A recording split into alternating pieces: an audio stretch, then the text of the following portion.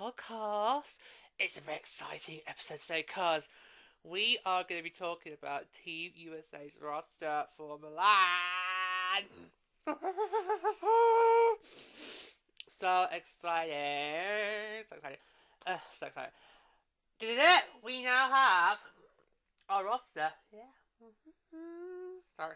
I know, right? It's like this is real now. This is not real. We now have the roster for TUSA. We know who's going to be competing for us in Milan, and it's just incredible and stacked with so much PWHL talent. It's like it's literally just hit me on the weekend. Like, oh my god, this is it. This is the first ever TUSA roster with PWHL players on it, which is crazy to think. Because obviously, a lot of these players they've already been Olympians. We're familiar with what they've done at the Olympics. Yep, but this is real now. This is the first time we've got PWHL players on Team USA's roster. I know, right? Which is just incredible feeling. It just shows how far I've come. Especially when you think about how we go back to 4 years ago in Beijing. The PWHL still wasn't even a reality. It still wasn't even something we thought could be. And I remember going into that closing ceremony, this is the same feeling I had with the previous three, which is, I'll see you in 4 years' time. And then little did I know that, roughly 18 months later, no, this is real, this is actually happening, and you can have this night in, night out, month after month, year in, year out. It's like, brilliant. Yeah, so TUSA's roster was announced on January the 2nd, which, obviously for the HL was Winter Classic Day. What a snooze fest that was. Well, you didn't really watch it. No! Well, I think a lot of, for the entire pack, including the Eastern lot, we just weren't really enthusiastic for it this year. The Winter Classic kind of lost its shine, it's lost its appeal.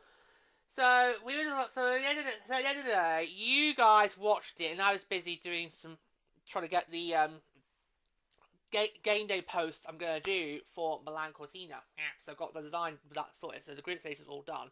So I was busy doing some work, I was very exhausted the next day, but anyway.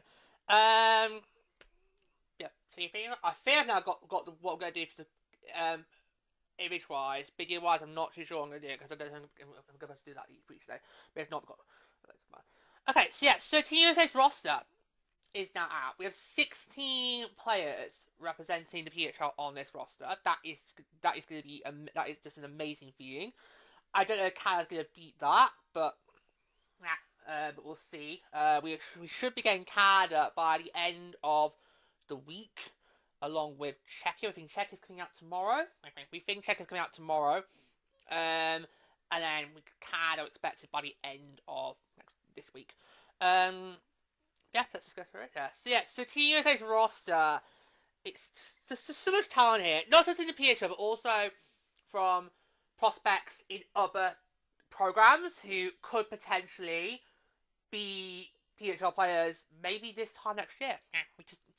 Yeah.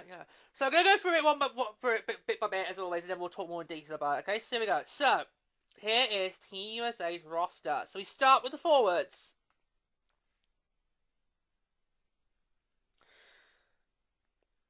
So here we go. So in the forward position, we have Hannah Bilker, 24, Seattle Torrent. Alex Carpenter, 30, Seattle Torrent. Kendall Corey Schofield, 33, Minnesota Frost. Britta Salemi, 25, Minnesota Frost. Joy Dunn, 20, Ohio State University. Taylor Heisey, 25, Minnesota Frost. Tessa Danaki, 21, Penn State University. Harry Knight, 36, Seattle Torrent. Abby Murphy, 23, University of Minnesota. Kenny Paddock, 30, Minnesota Frost. Henny Scara, 31, Le Victoire de Montreal. Kirsten Sims, 20, University of Wisconsin. Grace Stonwinkle, 26, Minnesota Frost. And now the defenders. Kayla Barnes, 26, Seattle Torrent. Leia Edwards, 21, University of Wisconsin. Rory Gilday, 23, Ottawa Charge. Caroline Harvey, 23, University of Wisconsin. Megan Keller, 29, Boston Fleet. Lee Steckline, 31, Minnesota Frost. Henny Wynn, 22, Boston Fleet. And the goaltenders. Anne Franco, 26, Boston Fleet. Ava McNaughton, 21, University of Wisconsin. Gwen Phillips, 25, Ottawa Charge. And our head coach is John Wobolowski. What do you think of that? Impressive. And you called it with the netminders.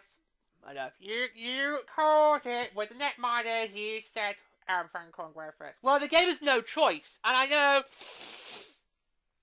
there's going to be a lot of people that are going to think, oh, well, this player missed out, that player missed out, and some people thinking with netminders. You could have maybe got one of the Frost tandem in there, couldn't you, maybe? I'm like, no, because they wouldn't get a look in. They would not get a look in.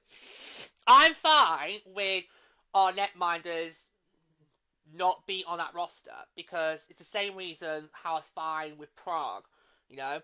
It allows them to have opportunity to rest, fight, and then tighten up their performances, and then maybe go for a deeper run when we come back from the break. That's how I see it. So that's fine. I'm fine with that. Yeah, but yeah, I called it, you know, I mean, Gwen Phillips has been the rising star of the PHL. I mean, she did brilliantly with the arbitrage in that World Cup Finals run last year, and easily, as we've said time and time again, easily it could have been her on the winning side, accepting that MVP award, instead of the losing side. So yeah, so I'm not surprised there. But I kind of feel Anne Franco is going to be seen as the starter. I kind of feel she's going to get the majority of the games, and Gwen Phillips will have to try and fight to get a look in here and there. And I have to say, if I were the other teams right now, I would be very, very afraid of this roster, especially with Anne Franco. Yeah, I mean, Boston have only lost 3 times so far, as I'm recording this on January the 5th. One to Ottawa, 1 to Vancouver, and 1 to us. Yep. Boston have literally, I don't know what they've done, but they have got a tear, and they are a serious threat to win the World Cup. Yep. It could be Boston back in the finals again. Could be. It easily could be. The main reason for that is Anne Franco. She has been dynamite. It's been very, very rare she's let in more than 2 goals per game. Yep. So, I think if she plays how she's been playing Boston so far, then it could be gold for Team USA. I'm just saying. I know. So it's a great situation you got there. Of course, she played first with a tandem for Prague, and they did very well there. So I just feel confidence already in that. But I kind of had a feeling this was always going to be their mind zero. They worked brilliant in Prague. Rivalry Series has told me good things. So did very well in the rivalry as well, especially given how Canada didn't really put their egg on that. So yeah, brilliant. I think it's a great tandem we got there. The netline is brilliant. You couldn't really put anyone else up there. Really, it had to be. It had to be. It kind of always was going to be these two. It was always going to be them. And I'm really pleased about that. I'm really, really pleased about that. I'm really delighted. I'm thrilled. Thrilled with the roster. Yeah. And 6 Frost players are on that roster. How many did we initially think we were probably going to get? I don't know. I mean, it was hard to call because there's so many good players already on the roster of the Rugby Series. It was going to be a tough ask, wasn't it, of how many we could get. We've got 6. We are carrying the weight of this team. Yeah. But I think the shock is actually Seattle having the second most, because they've got 4. I was not expecting that. But then again, I think it shows that Seattle, I think, we're sleeping on the tour run. Yeah. I mean, okay, they're right now they're outside the playoff bubble, but it's only by the narrow margins. They could easily go on a run at some point and be a threat to make the playoffs. Yeah. I mean, right now it kind of feels like it's going to be a back dogfight between us, Toronto, Boston, Montreal, New York, and Seattle. Because I feel like those five right now are the ones that are competing for the playoff spots. The rest aren't really matching up. Even Montreal's not really doing well either. So yeah, but so I feel like I kind of feel like Seattle of the two expansions. I think it might be Seattle who could potentially sneak in the playoff spot because Vancouver's not. It's just Vancouver's not really playing as good enough as they should be now, and they know that. Yeah. So Seattle, I feel like we've slept on them, and the fact that they've got 4 representatives going to Milan, I think that shows that we are all sleeping on the Seattle Torrent. And the moment you sleep on a team in this league, you are asking for trouble. Yeah. You are asking for trouble. You are underestimating them, and then you prepare to pay the price. Yeah.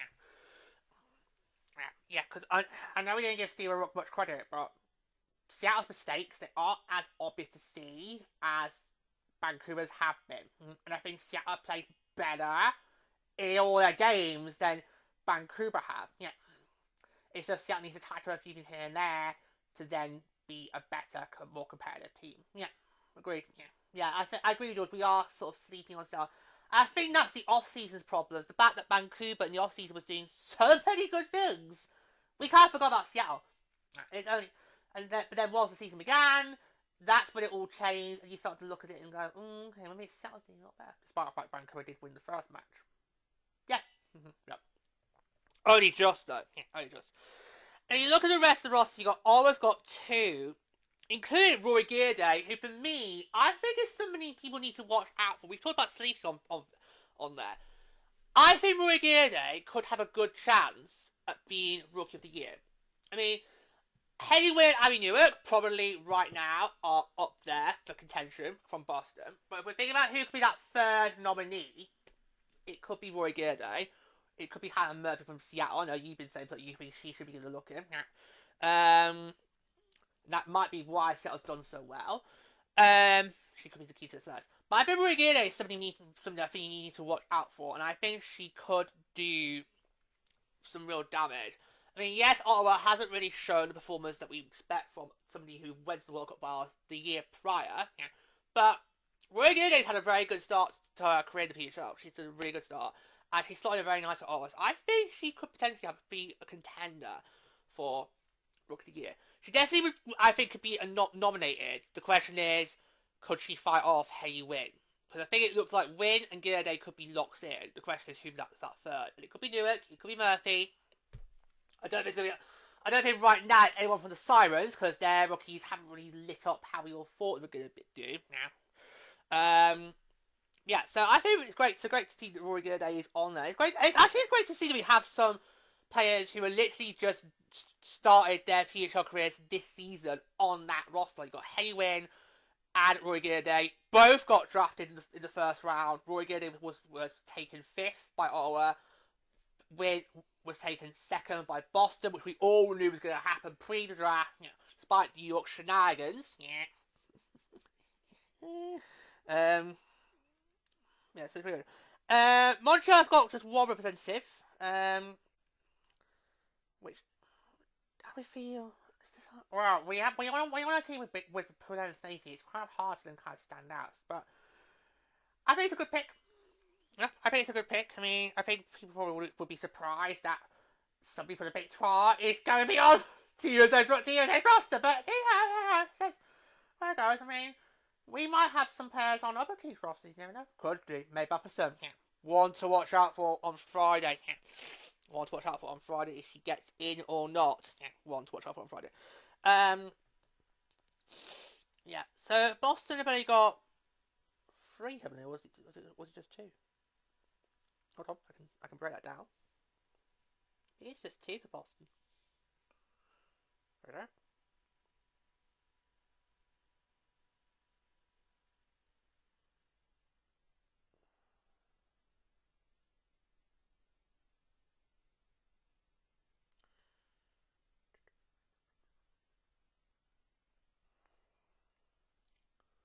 No, you got 3. Franco, Keller, and Wynn. So Boston have got 3. We've got 6. Montreal just 1. Ottawa 2, and then Seattle have got 4. So only the Sirens, Scepters, and Golden Eyes are not represented on this roster, but you kind of got a good feeling that the Scepters are going to be mainly represented on Team Canada, given how their coach and GM is the general manager and coach for Team Canada. Sirens have a couple of players that could go on that as well, and the Golden Eyes will also have players on that as well, and then the Big 12 to fight in to get a look in. So you already can tell who's going to be dominating that roster. You just know. Yeah.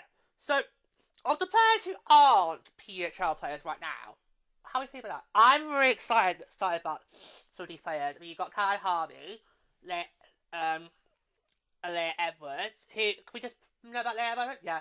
Leah Edwards is going to be the first ever black woman to play on TSA's roster in the Olympics. Come on! Come on! Come on! That just shows progress, people. Yeah, that just shows progress.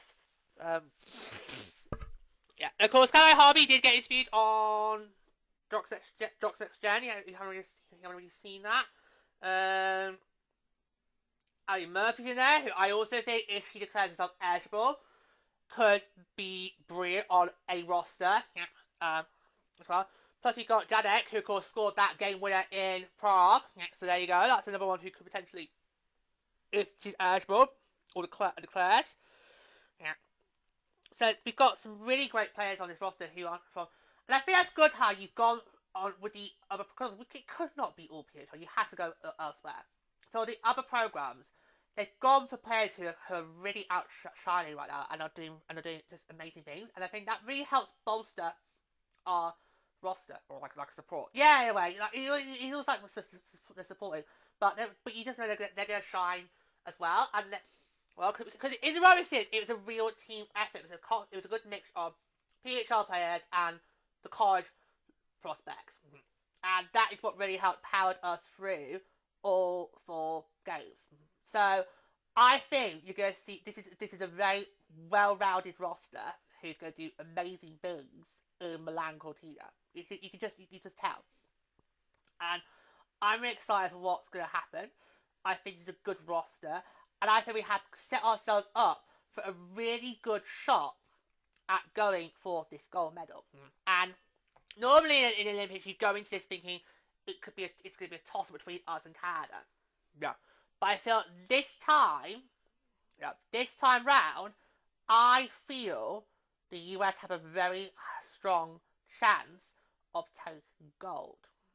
Yeah, and I think that is what the last 3 years have been able to do for us. Yeah, because also with having the PHL in play, it meant that we can get more women's hockey than we've ever have done before in our lives. But it also means that we can look into Olympics and think, actually, we can look at the picture a lot better, because we know these players well, we know what they're capable of, and it just gives us that bit better confidence. Because I think in my previous 4 Olympics, I don't think I was ever confident going into it that we would get the gold. Not even in the last tournament, when technically the last tournament we were defending that gold medal from Pyeongchang. I still went to that Olympics like Lenny, thinking, okay, this could be a toss. It could either go our way again, or it could go Canada's way. And of course it did go Canada's. Of course, we just didn't really sort of match up well in that final. Canada took control up to get it, and it just went downhill from there. It was a bit like a snooze fest. I don't want to say that, but it was kind of, it didn't have the same energy. No, I remember. Yeah. The bronze medal match was more exciting than the gold medal match. That says something. Yeah, that says something. Yeah. Like, we could maybe also argue the fact, obviously, we were still tracked by COVID rules here in the UK. Yeah, because obviously we did. Because obviously none of the COVID rules got officially lifted until after Easter. So, of 2022. So we were technically still trapped in the COVID situation, and that also had a bit of a knock-on effect as well. Yeah, so that's also, yeah, but yeah. No, but I kind of agree that I do think that we have a very strong chance of winning this gold medal, and it could be ours to the taking. And yeah, that does also put the pressure on us. But this roster, I think on paper it looks like it can handle the pressure, and it's going to be really good. It's going to be really exciting. But yeah, so I'm really pleased, which is good because obviously you guys know we are Team USA through and through. Yeah, always have been, always will be. So I'm very excited about that. And the way that the schedule's gone down, yeah, is just this team's gonna have so much opportunity to build that confidence, build that and because our last match is Canada. I know, right? They did that deliberately. I know. It's just like, yeah. Whereas it's supposed to say for Canada, but yeah, but Canada might go into someone thinking, oh, well, we haven't done great in our preparations, and like, yeah, it could be. Yeah, we'll have to see what happens with that. I mean, obviously we'll get the roster soon, but I think the Canadians are gonna be rattled going into Milan because of what we did to them in overseas. And actually, it also goes back to Prague. Yeah, it also goes back to last year because obviously, you know, we won the group match in Prague and then the gold match, and then we won the entire rugby series. That was 4 games. So the last 6 meets between the US and Canada has gone the US's way. So I think Canada's going to be really rattled. But the way the schedules work, both these teams, their last group game is against one another. So they can spend the majority of the tournament literally just scrapping the points elsewhere. Yeah. And then when it comes to it, well, you just know that last game is going to decide who wins Group A. Even Canada's not done a great job of keeping up with odds, it's still going to decide who's going to win Group A because of where the points is. But yep. But yeah. Yeah. So we kick off. I believe it's against Czech. Actually, no, we'll look it up. Yeah. Let's bring it up. Let's properly look into it.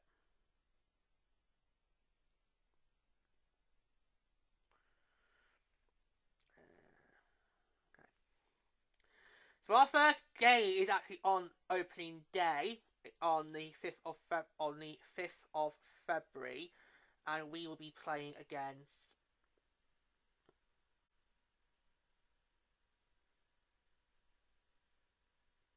Team Czechia, and hopefully come on the bench for that. Oh, pray to the gods.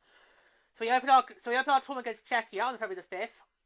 Then on February the 7th, we are going to be taking on Finland, although me and Pearl are out that night.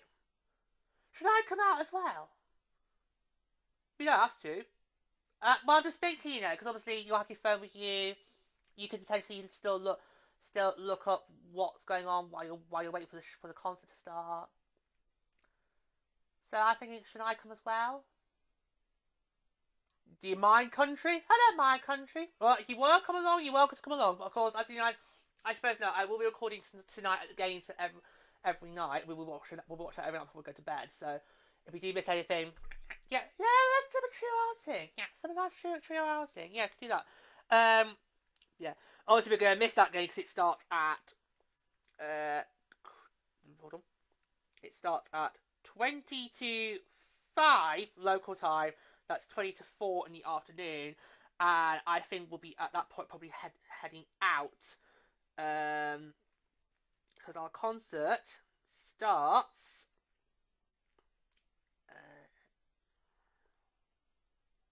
Hold on.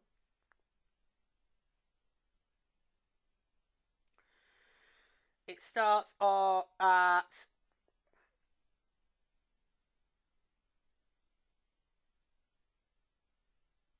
7 o'clock. 7 o'clock it starts. So that might start to go. Yeah. It's at the O2 Apollo, which is where I've gone to see Sam American. I don't think you've seen a concert there, have you? No, it's been more comedy shows I've seen at the O2 Apollo.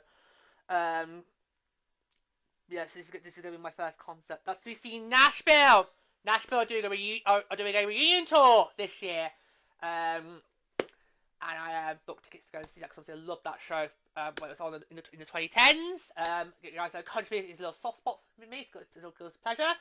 That's the only thing I've got booked during the games. The rest of the time I'm going to be free. Yeah, so for that night we're going to be out. If you want to come along for that, that's fine. That's fine. And then we're back on. Is it 8th or 9th? I think it's the 9th. Oh, yes. We're back on February the 9th when we'll be taking on...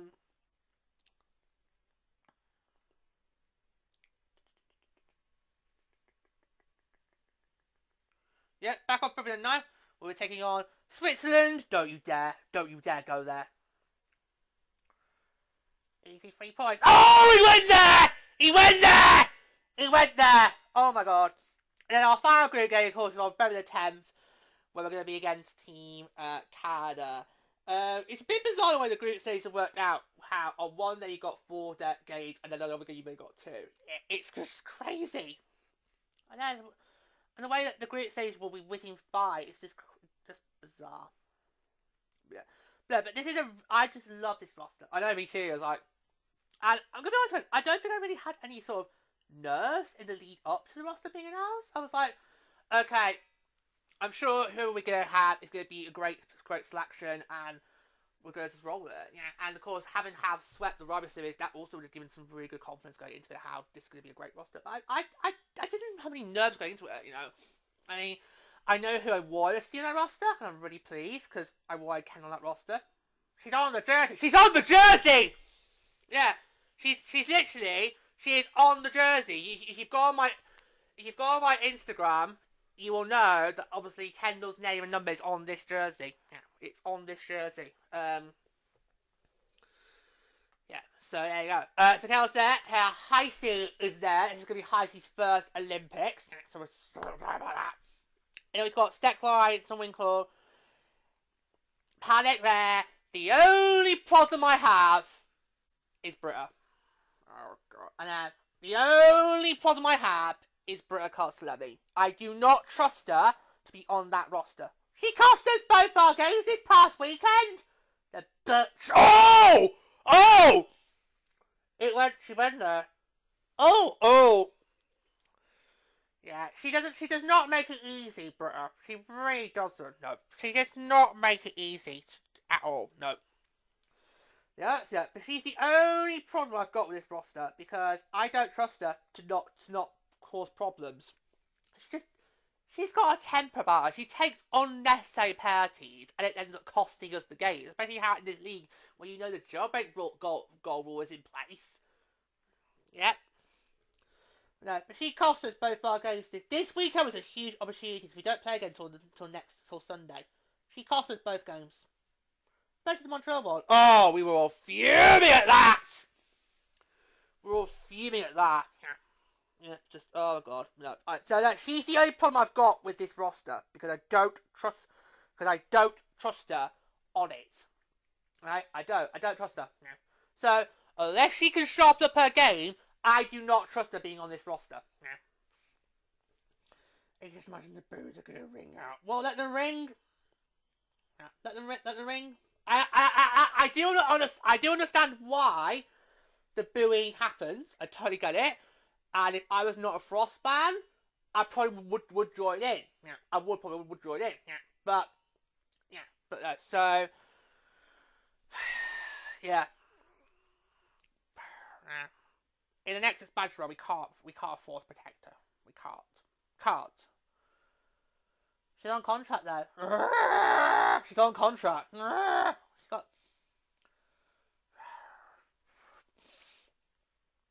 But I don't. I know, we don't. I know. We all three of us were like, I was like, really? She's getting the full protection slots over Panic, over Zonwinkel, over Shisaba. We were on a break. It's just like, seriously? No. Yeah. Anyway, yeah, that's the only issue I've got with this roster is Britta, because she's a lot. Because as us three know, she's a liability. She is a liability to this team. She's a liability to us as a Frost, and she's also going to be a liability to today. So that's the only issue I've got with this roster. It's her. It's her. So unless she can tie up her game, clean her act. Yeah. So really impressed with that. Yeah, and great that Seattle has got like the next highest number of representatives. I thought it might have been Boston, given how well Boston's been playing. Right now, it's gone to Seattle, which I just think just shows we are seriously not giving the Torrent enough credit for the way they're playing the game, because they actually are very much in the mix. They are. Right now, of course, they are outside the bubble, but that's because obviously, as we all know, the way the standings work, it's so tight. Yeah. But they could easily, in the next couple of weeks, could potentially sneak in to first spot. It's going to be very interesting when we do go on that Olympic break, which of course will start at the end of this month. It'll be very interesting to see where the standings are, because they're going to be locked in for an entire month. That's probably going to be the longest that they've ever been locked in. Yeah. So it's going to be very interesting, especially because all that is going to tell the order of how we do our special episode that we're going to have for you when we go on Olympic break at the end of the month. Yeah. So Seattle could still potentially sneak into first spot. You just don't know. Yeah, fair enough. But yeah, we are underestimating at their power, and I think it's time to now stop underestimating the Toronto, because they can compete. They can compete. Yeah, they are here to play, and they do win. And they actually have got the tools they need. It's just it all needs to come together. So,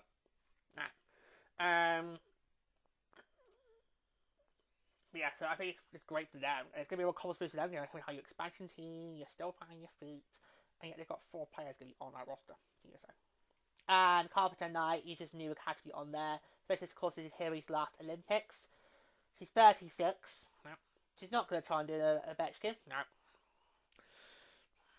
Yeah. Did you remember the broadcast talk about on the weekend on the Taylor tour? Yeah, it's like, no, she's not going to do that.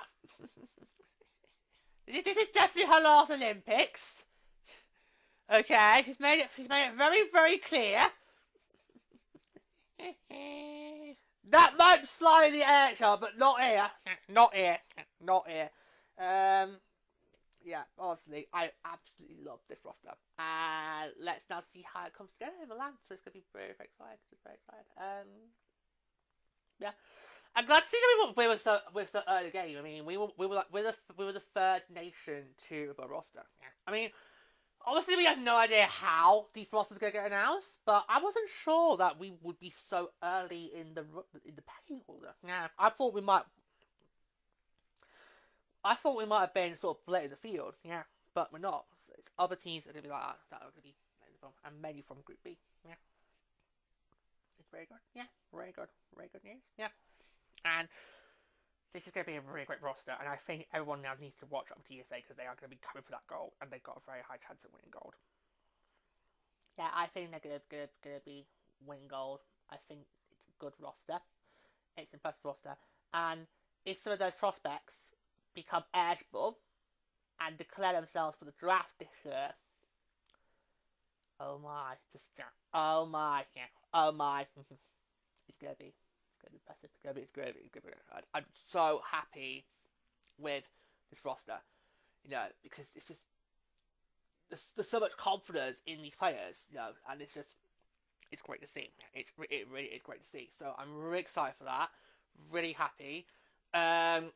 We are going to break down our Frost representatives on the regular show. Yeah, that will be for the episode that will come out in February. Yeah, when we record. Yeah, which of course is going to be which I think probably will be the last episode before Olympics. It depends on when we get to record the special episode. No, what was it? Yeah. But obviously, yeah, because we think we might get some Frost representation on both Czechia and Canada. Yeah. So we're not saying that for definite, but we think. So we're holding out. Yeah, and then obviously we will on the regular show we will do a full blown recap of every Frost player who's been chosen as a whole. Okay, but as a whole, for USA, brilliant, just. Brilliant. Absolutely love this roster. I'm so happy. Happy.